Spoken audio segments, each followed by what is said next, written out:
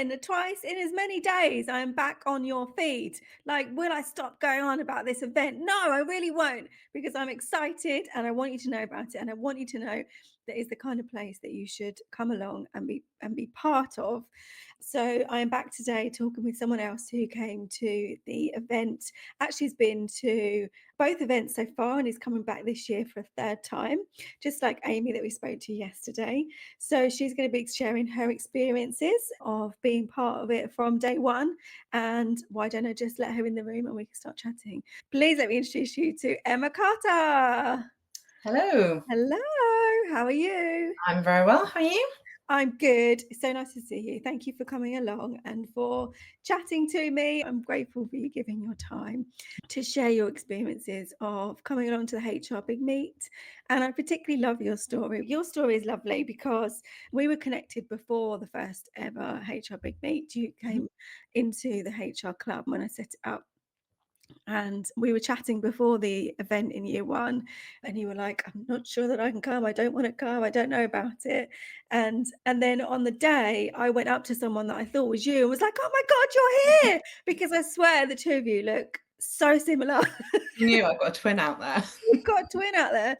So tell me a little bit about that. What was behind the apprehension for you about coming along to the event? Yeah, so obviously I've been part of the HR club since the beginning, but usually pretty behind the scenes. As with most of these things, I'm sort of there, but I don't really say much. I didn't know anyone in real life. It was all virtual, and naturally, as you know, I'm very introverted. I don't really thrive in big group settings. I find it quite difficult to talk to people that I don't know.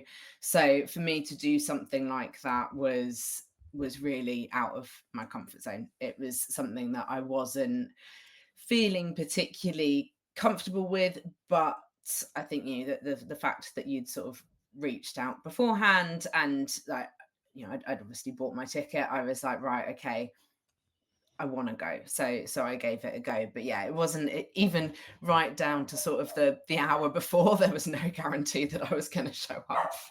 No, and I realized you was kind of, you've told me before you were kind of like standing on the train and oh, it's train platform and just being like, should I go? Yeah, standing on the train, like the train platform just going, well, if the door's open, then I'll go. And Yeah, it was a whole thing. Like I woke up that morning, I got ready, I had my bag packed and everything, and I said to my husband, I was like, "Oh, I don't think I can do it. I don't think I've got it in me to go on an hour and a half train down to London and then walk in." And he was like, "No, you've got to go. You've been looking forward to it." I'd been really excited, but then I think the nerves just really hit me on the day, and so it was like, right, okay. If the train all runs on time, I'll go. I had my coffee, everything. I remember people were sharing photos of their cups of coffee on the train on the way down. And I was like, oh, okay, like I'm not the only one traveling by myself. So I remember sending a picture of my coffee as well. So I was participating in that sense. And then even when I remember getting to the venue and not being immediately straightforward, like and clear where I needed to go. And I was like, that's it, I can't do it. So I walked back the other way, probably only for about 100 meters, and then was like, no, I said I'd do it. I need to go. So it took quite a lot out of me to, I guess, even get into the room. yeah, it takes a lot, doesn't it, to go into a room where you don't, even though you'd had that connection beforehand. And that reminds me, we had a Facebook group, didn't we, Yeah. in the first year where we were all kind of like connecting beforehand. Mhm. This year, that's within the kind of Heartbeat app. So everyone that gets a ticket can come in and start connecting in the same way that you did before. But even though meeting virtually, oh my God, um, yeah, it's very different walking into a room, particularly when it's a large gathering like that. Like, I tend to be someone who's better one-on-one chatting to people than having to, like, walk into a room and feel really kind of, awkward, and how do I go up to approach people and things like that. It's hard, isn't it? Yeah. And I totally relate to everything that you said around, like, all the different, like, bargaining that you had going on in your Yeah. head. Well, if the coffee, if the train's on time, then I'll go, and if I do this, then it's on, it's all that kind of stuff. So you got there, Yeah. which is amazing. And then I know that you, like, bargained with yourself again, didn't you, Yeah. around like lunchtime. So tell me about that. I think a lot of what was being said was really resonating with me. I felt at the time I was a little bit stuck. I was quite bored with where I was at. I wasn't really, I'd been in my role for, I think it was about 3-ish years at the time, and wasn't really going anywhere, and didn't have the confidence to do anything about it. And I remember you coming on stage and being like, right, okay, coaching spots available. And I was like, oh, do you know what? Like, maybe that's what I need. And I sort of said to myself, if she comes off the stage close to me, then I'll jump, grab her and sign up. But if it's too far away, or if someone else gets there first, then too bad. And I don't know what it was. Was it fate? Did you know? Like, but essentially, yeah, you got off the stage essentially right in front of me, and yeah, that nobody got to you before me. So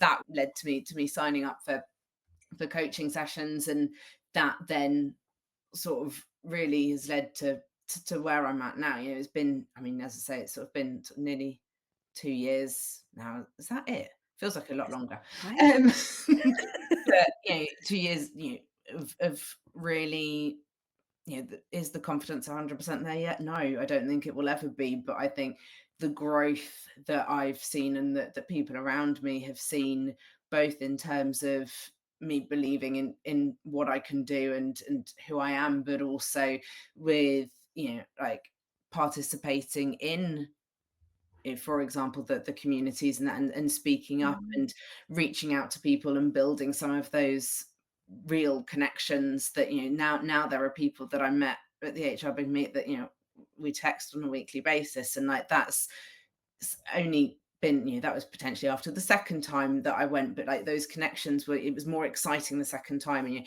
I've come on leaps and bounds in my career since then, and since going through the coaching as well. So yeah, I think it transformed me, really.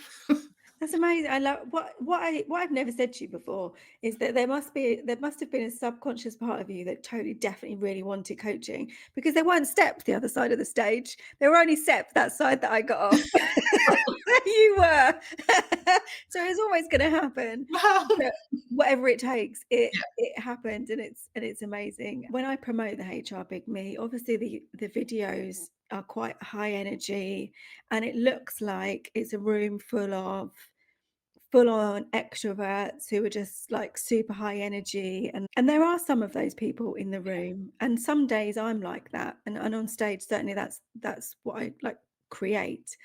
But there are also a lot of people like you found yourself who would just probably see that and just be like, that looks like hell on earth. Maybe you would never have gone if to you'd be have fair, been. maybe, like, if I hadn't have gone the first year, and sort of without it being a pre-existing thing, and maybe it would have scared me. It's the sort of thing where I go, oh, I'd love to go. I'd love to enjoy that, but realistically, it's very daunting. But I think, in reality, once you're there, you are who you are, and you don't you have those high energy people. And to be honest, like, you sort of, as someone who's not naturally super extroverted, or yeah, really lively, I guess, like, I don't know what that means that I am, but but I soak in the energy, and yeah, sometimes I need a break from it. But even if Mm, it's not me, it doesn't mean that it doesn't. I remember sitting there just smiling, just being like, "Oh wow, look at this is cool." Whereas, and it didn't feel daunting in the way that I thought it would, or it could have.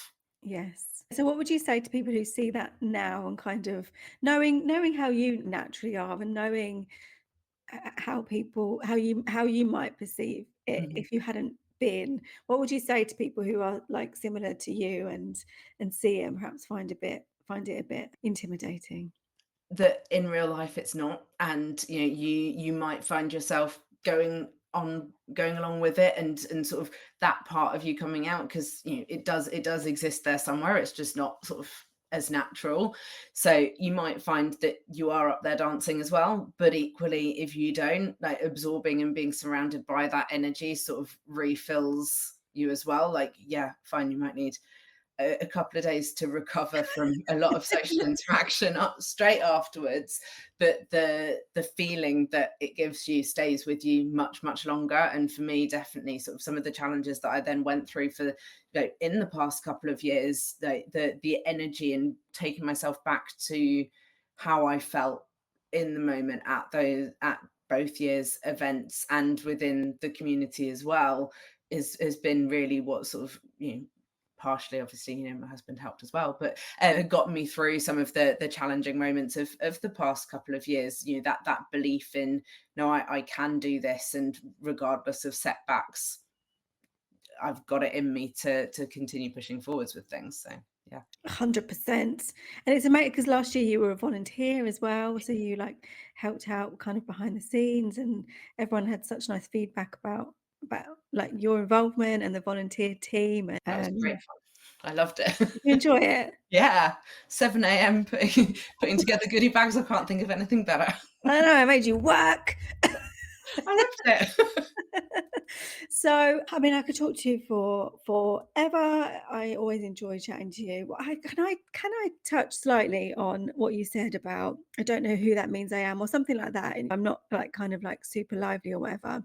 Can I share an observation Yeah, or like just a thought, which is and I know this because we kind of work together, but that kind of discovery process of who you are and how you need to be to preserve your energy and to do things sustainably, that's been a really lovely development, I think, like in knowing you, and like to support your confidence and all the stuff that you're doing now. I think that's you are I know, how you like to spend your time outside, for example. I don't know if there's a perception out in the world that you have to be like "Rah," to be successful or to be confident or whatever. I don't think it's about that, and I think you're a lovely example of that. That you're not rah, but you're still really really awesome and like doing amazing things. Do you know what I mean? There's not a yeah, set definition of what confidence should look like. yeah. No, absolutely. And I think, yeah, that you can be successful in your role that is essentially, people. It's a lot of people without sort of that constant like extroverted energy, because that's not Mm. me, and I do need the downtime, but that doesn't mean that I can't achieve great things. So yeah, it's been a nice Right? moment. Oh, exactly. Mic drop. Boom, she's done. So, is there anything that you think I should have asked you, or are there anything that you haven't said that you would like to for anyone who's sitting on the fence about whether they should come along to the event or not? I think ultimately, I think you going to any sort of event for the first time without knowing people is, it is terrifying. And there are plenty of times in my life where I've signed up for things and then not gone because I've Mm, not been able to sort of push through the fear or the nerves or the anxiety of actually getting there or getting through the door. But I would say, if there's one event where you will come away feeling like it was worth it, and that the connections that you make there are connections that will keep you going in times. The jobs that we do in HR are not easy, and mm. if you don't have that community around you, it's even tougher. And if there's one thing that I can thank the HR Big Meet for, is that community and those connections that ultimately have got me through work challenges where I quite frankly was like, "Oh, I've never seen this before, what do I do?" But Mm. also, I was made redundant really unexpectedly last year, and it was that community also that you know immediately came to my support, helped me, you know, through job ads my way, offered to help me with my CV, with applications, and just reassured me that it wasn't personal. And I think Mm. if you've got that community around you, that really helps. And that this event is somewhere where you will find someone like you, regardless of what you're like.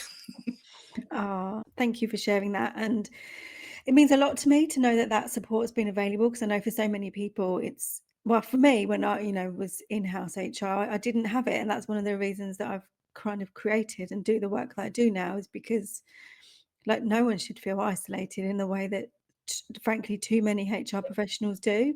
And I Um, did for years, but I yeah, definitely don't feel that way now. So yeah. Which is amazing. So thank you for coming along and talking about it. And if you have been inspired to come along because of what Emma said, then there's a QR code up in the corner. You can scan that, get your ticket, come along. Just be brave like Emma was. Take it a step at a time, getting dressed. If I get dressed okay, I'm going to come. If I get to the train okay, I'm going to come. And then just get in the room and see what is possible for you. So thank you again, Emma, for giving me your time and giving everyone watching your time. So I'll see you all again soon. Thank you. Bye.